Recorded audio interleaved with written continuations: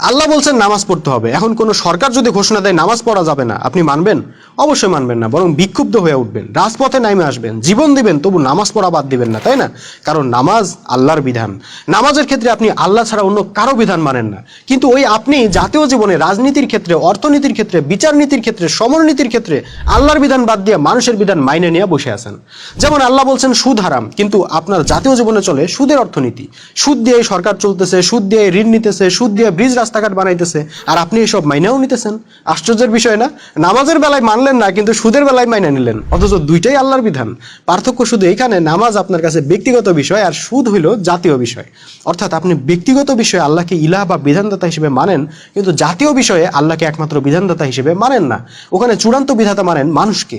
ভাই, আপনাদের জন্যই আল্লাহ পবিত্র কোরআনের সূরা বাকারার 85 নম্বর আয়াতে বলছেন, তবে কি তোমরা কিতাবের কিছু অংশ বিশ্বাস করো আর কিছু অংশকে অবিশ্বাস করো? যারা এরূপ করে তাদের জন্য আছে পার্থিব জীবনের লাঞ্ছনা ও কিয়ামতের দিন কঠোর শাস্তি। তো এবার বুঝতে পারছেন তো কেন মুসলমানরা সারা পৃথিবীতে লাঞ্ছনাদায়ক শাস্তি ভোগ করতেছে?